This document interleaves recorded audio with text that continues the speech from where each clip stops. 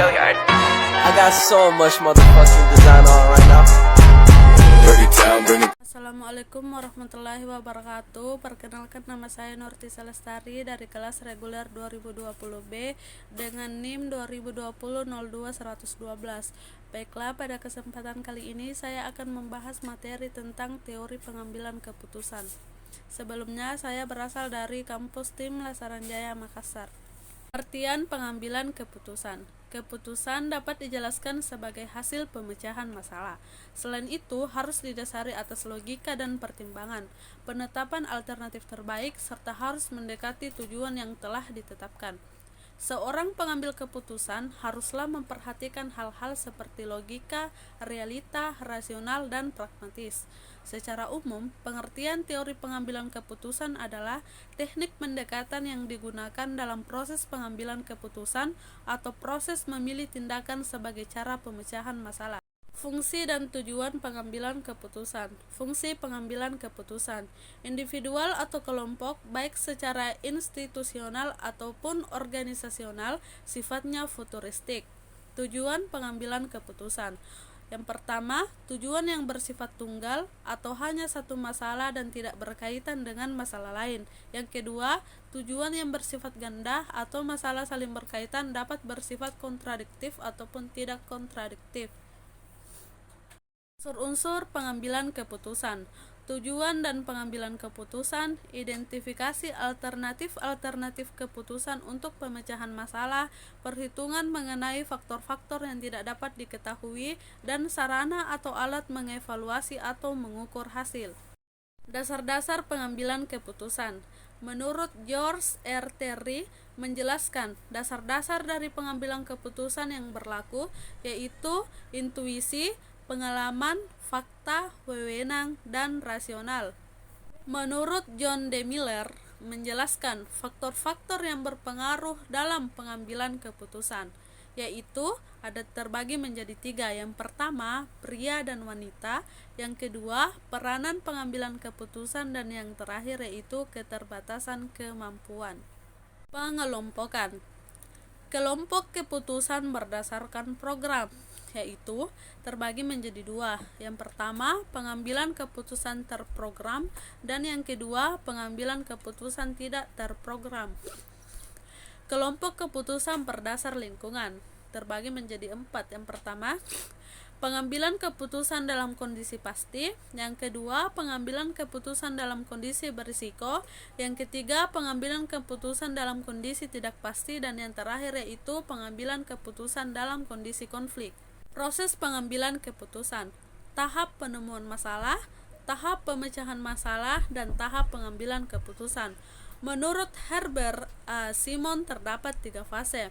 Yang pertama, fase inteligensia, yang kedua fase desain, dan yang terakhir yaitu fase pemilihan. Menurut Richard E. Levin terdapat 6 tahap. Yang pertama, tahap observasi. Yang kedua, tahap analisis dan pengenalan masalah. Yang ketiga, tahap pengembangan model. Yang keempat, memilih data masukan yang sesuai. Yang kelima, perumusan dan pengetasan. Dan yang terakhir yaitu pemecahan. Menurut Sir Francis Bacon, yang pertama yaitu merumuskan atau mendefinisikan masalah. Yang kedua, pengumpulan informasi yang relevan. Yang ketiga, mencari alternatif tindakan. Yang keempat, analisis alternatif. Dan yang terakhir yaitu melaksanakan keputusan dan evaluasi hasil. Model pengambilan keputusan. Model adalah percontohan yang mengandung unsur yang bersifat penyederhanaan untuk dapat ditiru. Model terbagi atas 2 macam, yaitu model kuantitatif dan model kualitatif. Model tersebut masih terbagi lagi dalam 5 model. Yang pertama, model probabilitas, konsep nilai harapan, model matriks, model pohon keputusan, dan model kurva indiferen. Konsep probabilitas. Pengertian probabilitas dapat dilihat dari 3 pendekatan. Yang pertama, pendekatan klasik. Yang kedua, pendekatan frekuensi relatif. Dan yang ketiga, pendekatan subjektif. Probabilitas beberapa peristiwa. terbagi menjadi 6 peristiwa. Yang pertama, peristiwa saling lepas. Yang kedua, peristiwa tidak saling lepas.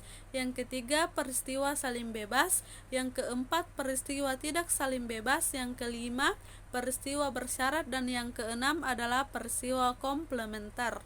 Pengambilan keputusan untuk kondisi beresiko.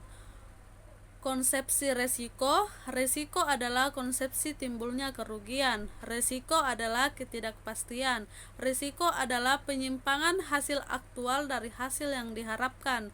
Jenis resiko. Jenis resiko terbagi menjadi dua, yaitu resiko dinamis atau manajemen politik inovasi, resiko statis yaitu fundamental, khusus, murni, spekulatif, perorangan, dan kebendaan. Sumber-sumber resiko. Yang pertama, dari masyarakat yang tergolong sebagai resiko sosial. Yang kedua, fisik yang tergolong sebagai resiko fisik. Yang ketiga, ekonomi yang tergolong sebagai resiko ekonomi. Dan yang keempat yaitu karakteristik resiko. Karakteristik resiko terbagi menjadi 4 bagian. Yang pertama yaitu langsung, tidak langsung, tanggung gugat, dan perbuatan oknum. Penanganan risiko. Penanganan risiko terbagi menjadi 3, yaitu pencegahan, pengendalian, dan pemindahan atau asuransi. Pengambilan keputusan untuk kondisi tidak pasti. Kondisi tidak pasti dapat diketahui atas keadaan sebagai berikut. Yang pertama, ada beberapa alternatif tindakan. Yang kedua, nilai probabilitas masing-masing kejadian tidak diketahui. Yang ketiga, memiliki nilai trade-off sebagai hasil kombinasi untuk suatu tindakan dan kejadian tidak pasti.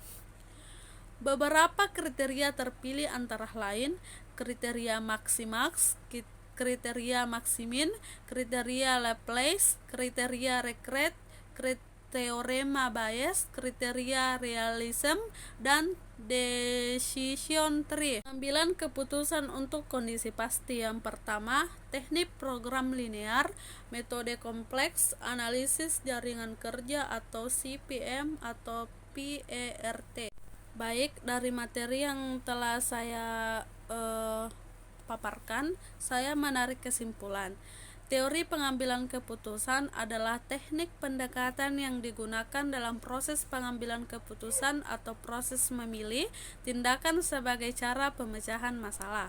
Fungsi dan tujuan pengambilan keputusan, di mana pengambilan keputusan berfungsi secara institusional ataupun organisasional yang sifatnya futuristik, sedangkan tujuan pengambilan keputusan yaitu tujuan yang bersifat tunggal dan tujuan yang bersifat ganda. Adapun dasar-dasar pengambilan keputusan yaitu intuisi, pengalaman, fakta, wewenang, dan rasional.